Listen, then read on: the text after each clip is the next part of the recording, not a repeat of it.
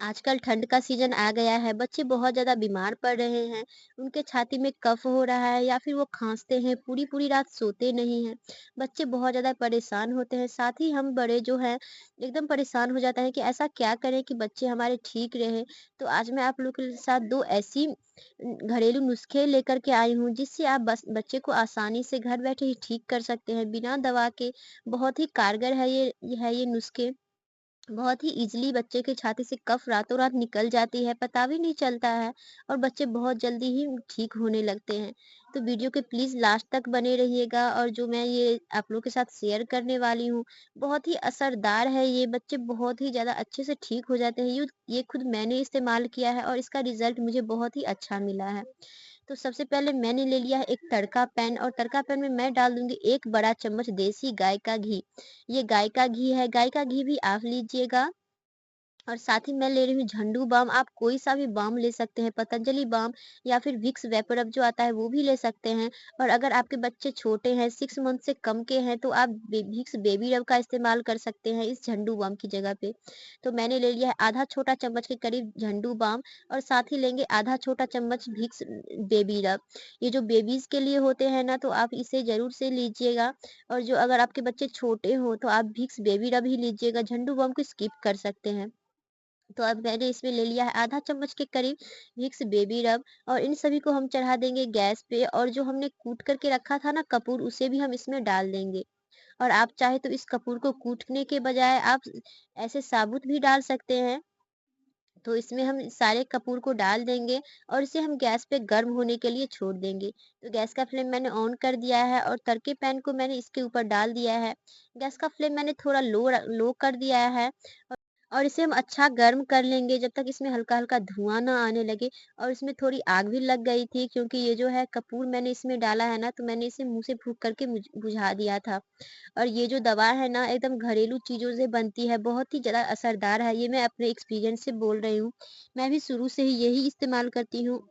और अगर आपके बच्चे छोटे हैं या फिर 1 से साल से बड़े भी हैं या फिर 5 से 10 साल के भी हैं, तो भी आप इसका इस्तेमाल कर सकते हैं, बहुत ही ज़्यादा असरदार है ये।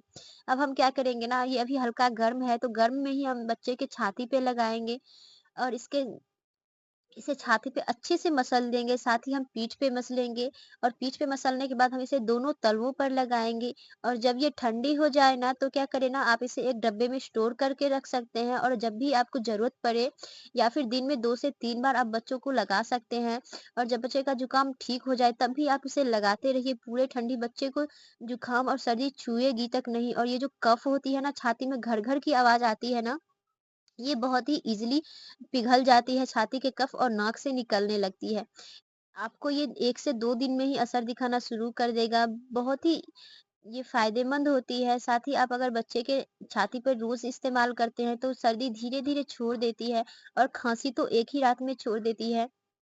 और अब हम क्या करेंगे ना, एक पान का पत्ता लेंगे और पान के पत्ते के ऊपर इसी विक्स और गाय के घी का जो हमने बना कर के तैयार किया है ना, उसे हम इसे मिक्स कर देंगे अच्छे से और इसे गैस पे सेक लेंगे।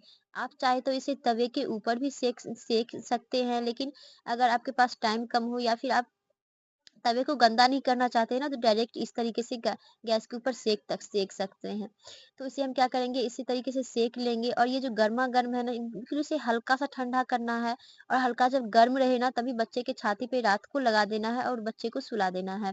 जब बच्चे सो जाए तो आप इसे इस तरीके से लगा सकते हैं, अगर बच्चे ऐसे नहीं लगाना चाहते हैं तो। और बच्चे को ना पूरा कवर कर दें और कवर करके बच्चे को सुला दें। पूरी रात जो है बच्चे एकदम आराम से सोएँगे, ये गारंटी है मेरी। आप एक बार इस्तेमाल करके देखिएगा, बच्चे खाँसी तो बिल्कुल ही बंद हो जाती है और जब ये ठंडा हो गया है तो मैंने इसे एक डब्बे में रख लिया है।